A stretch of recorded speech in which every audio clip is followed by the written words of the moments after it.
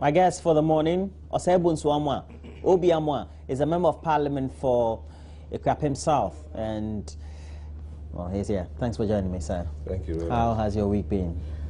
Surviving. You picked up the nomination forms? Yes, in fact. How many people are contesting alongside you? I wouldn't know until 30th. Okay.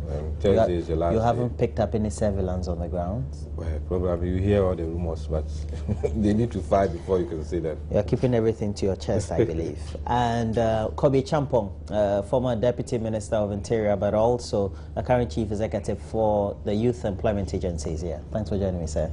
I'm grateful. Okay, there's been an impending issue, we know, over the last couple of days, especially from the weekend when we had the 10-member committee set up by the Electoral Commission to review proposals on Ghana's electoral system, recommending a number of actions in its final report that was submitted before the close of the last weekend. And we've had the Public Affairs Director of the Electoral Commission saying that all stakeholders have agreed on the EC's upholding the principle of no verification, no vote, but with some exceptions. Initially, the Electoral Commission chairman had said that, well, these would be implemented in phases based on what the outlines were and what the studies have been so far. I guess we're all interested in elections, and if I remember vividly, Kobe Champo was in the strong room back in 2008. All right, so I have to start. All of you are interested, so I'll start with you. So far, what do you make of the actions taken by the Electoral Commission to have this composition of the committee in itself, and then now the final report that has been submitted? Well, thank you and good morning to our viewers. I would say when it comes to electoral reforms, probably it's a normal thing for the EC to do, except that the expectations were high because of the election petition in 2013. And what everybody saw during the period of the petition, the 8 months long, 8-month-long petition, if you read some of the recommendations, obviously you can put them into various categories. There are some that would need constitutional amendments, either entrenched or non-entrenched. There are some that you would have to use the CI, constitutional instrument, in addressing them. Some too are administrative. In all this is a report that they've submitted. I'm sure, even though the parties were represented, the EC may even go ahead to invite IPAC to discuss some of these things. But the most important thing is for the EC to look at the recommendations and see which ones can be implemented as quickly as possible, which ones are practical, which ones would even need Parliament to come in terms of approving the CI, and then which ones would have to bring in the executive, where the Attorney General would have to submit constitutional amendment proposals to Parliament for it to be debated, for it to be passed. And then those ones which are entrenched, those ones will have to go for referendum. And because even in the matter of referendum, the matter is still at the Supreme Court level, that aspect is stalled until we get to find out what the Supreme Court will say about the procedure. So by and large, it's a good effort, but there's still a lot that we need to do. If you look at some of the issues, like we should rather hold elections on 7th November instead of December. It's a good call in the sense that if you remember what happened in 2008, the last elections time was held in January. That was very close to handing over on 7th. I think time was set about 3rd January. 3rd January. And by 7th, there was to be a handover, and the handover was from one administration to another, one government. It wasn't more or less a succession. And it was very difficult to understand, and even after 7th, we were still in a transition mode, and then a lot of things could have been done better. So if we have a longer time for transition, it will help, just like what's happening in Nigeria. And the others are the controversial no verification, no vote, as to how do we address it. In Nigeria, they tried addressing it by using their verification card, a card that would confirm that you are indeed a person. So that if you go and verify the machines don't ping your fingerprints. At least they have one level of verification. Here, we're using only the machines, and where people could not be verified for various reasons. Some were allowed to vote, some were not allowed to vote. It was quite chaotic. So we should find a way of addressing it. And then, of course, some other aspects about the returning officers, the so-called pin sheets, all those things. We need to just sift through what they've done. Those which require that the EC should bring CI to Parliament, they should sit down as quickly as possible.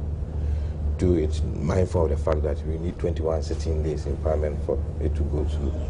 That would be within their remit, because they are doing the constitutional instrument. Okay, your observations on some content so far. We're told that the EC, according to some of the recommendations, is supposed to be having some prosecutorial powers.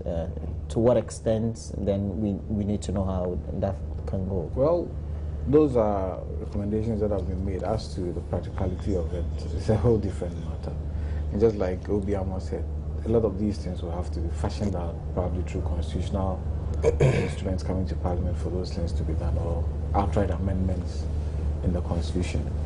The outright amendments in the Constitution will take a long time to be completed or achieved. The CIs can be done based on the 21-day sitting rule and properly laid. What I think can be quickly done is administrative provisions where they have to handle themselves. I mean, simple issues like a redesigning of the pink sheet. That's an administrative thing. They can redo it quickly. And also, these no votes, no verification, no vote thing. You know, we need to move beyond that issue, because look, in the last election, when people were registering, you were asked, I remember very carefully, my returning officer asked me, fingerprints only, after taking the fingerprints, and my recorded. But there was a section that says face recognition only. You understand? Which means if your fingerprints don't pick, there's face recognition, which means there's another level. As to how people understood that is the problem. Because if you knew your fingers could not be picked, your face only recognition gives you an added, measure of identifying who you are. So for me, these things require a little education.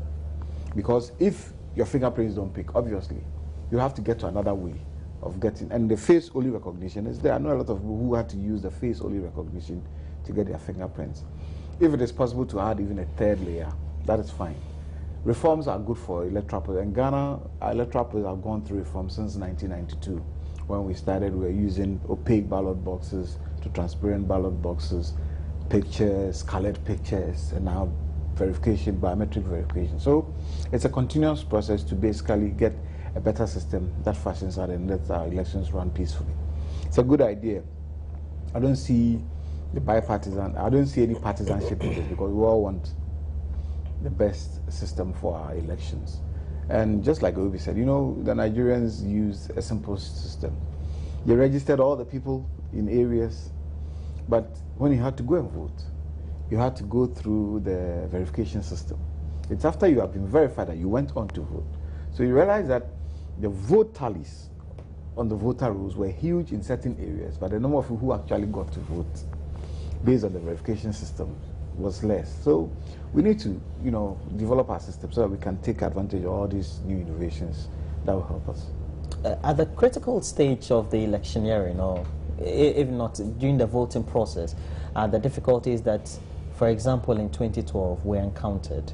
And so for the Nigerian experience, they made sure at least they use one of the various verification means by which somebody could be ascertained to be the very person. This was a contentious issue in ours, and we're very much in a very strong position or stance that we didn't want to dissuade from what the whole phrase was: no verification, no vote. Do you think now we have to be flexible now as far as that is concerned, once we've identified who the person is? Well, the last elections were peculiar in the sense that that was the first time we were using biometric registration and then verification. And I believe that the general public did not even understand the procedure. Because if you look at even the CI 75, the regulations on elections, it came into force in September, 28 September, just close to elections. And even for the media, Some of you got to know in November that you were not even on the list of special voters, which meant that people did not even find time to appreciate what was in the law. That was the first problem. The other problem is that even if you talk about face only, the face only was only doing registration. People who did not have all their fingers, so they could not capture them with the verification of their fingers, so they had to capture their face. Those were then deemed as face only, and that's how they translated it onto the register. And so on a voting day, they had a list of those they had registered as face only, which meant that if I was registered with all my fingers, I wasn't part of that list. So if I went and I could not be verified with my fingers, that means I was not eligible to vote. Those are some of the issues that we should look at. At what point do you put a person on a face-only list? You understand? So I think that going forward, having experienced what we had in 2012, there's enough time for us to start doing these things very well and educating ourselves and giving out information. If you're not careful, we will wait, and then we will still be in that log jam situation about 5 months, 6 months to elections, and we start talking about all these things. And when we don't get our things right on election day, there's this kind of confusion. At least we have more than 18 months ahead of us. If EC has the report, EC should quickly find a way of going through it, find out which ones can be implemented, so that if we all know that this is now the law, we all train our people, we educate our people, and whoever gets there on election day knows that this is the law. The last time around, it was very chaotic because the law came very late. People didn't know the law. Even the officers who were supposed to implement the law had not been trained enough. They didn't have the law. I remember very well telling the chairman of the Electoral Commission that make sure you supply the law to your officers, because on the field, you're going to talk about the law, nothing else. If you take any decision, you have to show to me that that is in the law. Otherwise, if I have the law and I'm able to prove that what you are doing is not the right thing, I will challenge you. So we should not wait. Either you see saying that the budgetary support, they don't have enough funding, they are still discussing. Before you are aware, 2015 is gone. That will give a serious problem. Yeah, budget will always be issues, and even for whether bigger countries, allocations will always be perhaps delayed a bit, either because of procedures or perhaps non-availability, etc. Yeah. But there are certain key things that could be done. We had issues with the personnel that were used by the Electoral Commission. You don't need a budget to start recruitment, for example. How do we make sure the Electoral Commission gets some of these things right? I am told that in the recommendations are that the Electoral Commission needs to make sure it employs stringent measures to employ the right type of people. Of course, the absent is the type of people that need to be employed. Well, it's a major problem when you don't have the right kind of people manning such events, national events of this nature. And for me, the position is that in such events that has the potential to even raise controversies, you need to put the rightly equipped person there in terms of his knowledge base and understanding of his role, his functions, so that we do not have these problems coming up. Because look, a simple definition of verification alone is a problem. Some people understand verification to mean only your fingerprints. But verification is not only your fingerprints. It includes fingerprints as one level and face only as another level. But people think verification is only your fingerprint, so that when they cannot get your fingerprint, it means you cannot vote. But there's a face only recognition, just like Obi said. And you see, if you don't get people who really understand the law and know and appreciate what it means, these things will happen. Because in the heat of an election, when people cannot be verified and their emotions are high, it's very difficult to dissuade them from doing certain things. But it's just basically they do not understand what verification is. So it is for us to do the right thing. I think we have time to do a thorough education on some of these things. And once we do it and get it very well, I don't think we should have the kind of problems we had in 2012. Now, on the transition date, for instance, if we don't have any election petitions, if we do not have, runoff elections, 1 month is a good time. But in anticipation of what is likely to happen, it is good to give ourselves a little time to get these things done. So if you move it to November, it gives us at least 2 months to iron out all of these things, because a runoff election must take place 3 weeks after the first one, and that is 21 days. Now, 21 days out of possible 30, it's gone. If you give ourselves a lot of time to get these things done, it will be good. So it's all in the interest of the country to get some of these reforms out, to get the right people to man the law, and actually educate Ghanaians. For me, I think the biggest problem we've always had is about education. Telling them what they are supposed to know, what they are supposed to do and not do. Those are the critical things. One thing that was not established, though, was the subject of what is termed or considered to be overvoting. And we all had our own opinions about, but during the petition hearings, the Electoral Commission had one of the defendants had another, and then the one in the witness box, the petitioner themselves also had their own perception about what. How do we need to iron some of these things out? Well, I think it's all semantics. It's just that we're making so much about what is overvoting. The rules are very clear. How many people are on the register? That's number one. How many people turned up to vote? That's number two. How many ballots are in the box? That's number three. So when you have the register, assuming for a certain polling station you have 100 persons who registered. At the end of the day, after 5 p.m., assuming that you don't extend the voting, at 5 p.m., out of the 100, you say that 80 came to vote. 80, you issued ballot papers to 80 persons. So you expect 80 ballot papers in the box. If you have more than 80 there, that means that somebody...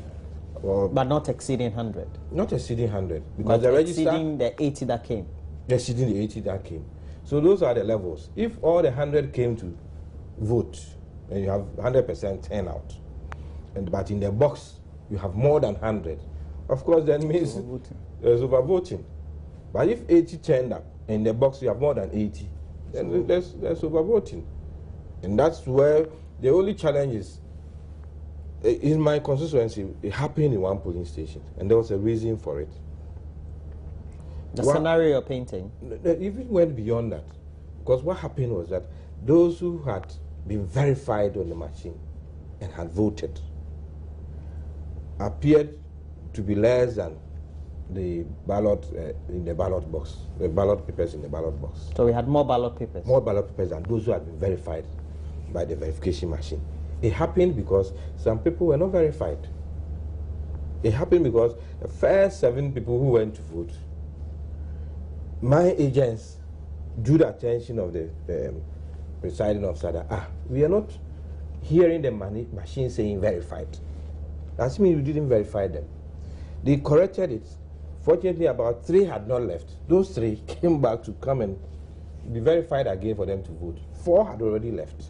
So when we came to counting, we had more in the box than those who are verified. And that was the problem of the EC.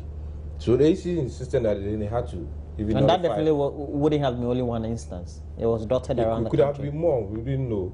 But the decision of the EC was that if it happened that way, then they would notify the results in that particular police station. And that also created its own problem. Okay, as we wrap up our discussions, what roles do we need to have the key stakeholders play?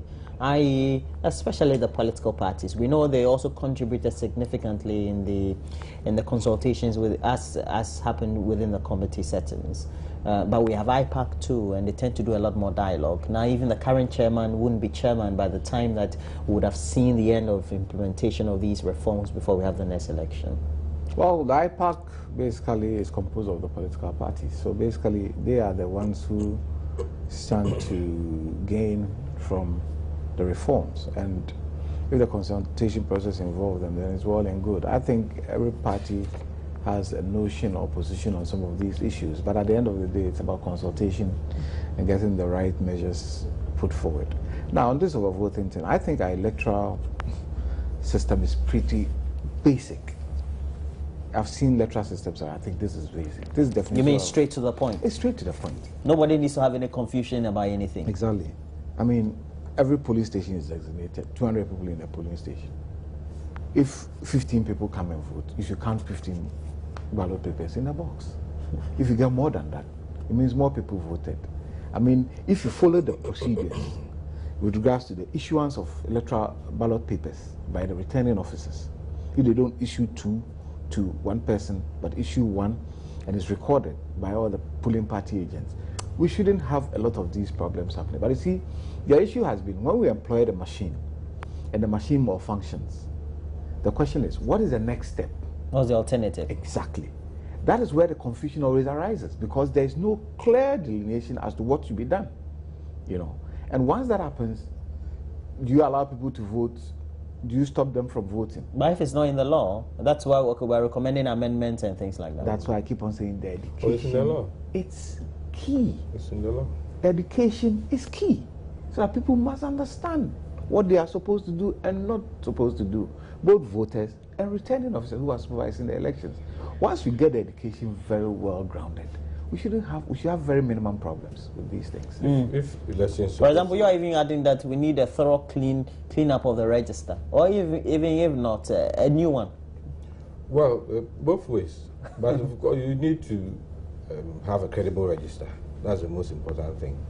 And for every stakeholder, it's a major thing. You need to know how many people are on the register, how many people turned up on the election day, etc., etc.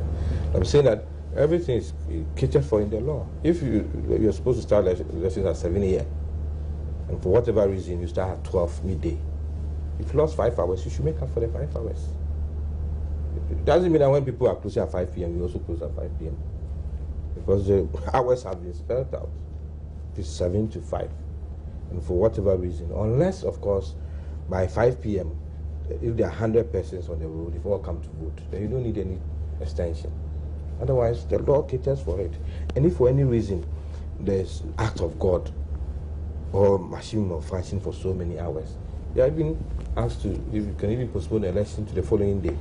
All those things have been catered for, except that, as we have all said, we have not been educated, we've not been informed, and the pressure is even on the EC people, because most of them turn out to be even non-permanent staff. And you have 26,000 polling stations. It's likely even to go up. And it's not all these 26,000 police stations that you get people to run them well, and then you end up with this kind of situation. I think we should find time to explain things and take the trouble to do things well. And even on election day, let people be calm, not people to end up with remorse and be agitated on simple things. If somebody could not be verified, there's so much confusion. Or we're supposed to start at 7, by 9, EC officials and the kids haven't come in, so everything is haywire. If we know that these are the rules, we could all go by. There are some places by 2, everybody has voted. So they have 3 extra hours, but they can't call it a day until it's 5, and then they call people to count. So there are some places too, because it's overseas or whatever reason, to hear on radio, hey, it's 10 a.m., nothing's happening here. There's so much panic. That is where the EC should come in, assuage fears, calmness, inform the public that this is what is happening. It will definitely take place. I believe next year's election, the personnel involved will play critical roles, either party agents or electoral commission officials. It's still a major problem. The major problem is the non-permanent staff. Right. As for the permanent staff, that's their career, and they never want to be in a situation where they'll be indicted for anything. But the ones who are recruited for a few days to be paid and get leave without anything, that's where we come to even prosecution. Okay. What has EC done in even addressing these issues? The Ministry of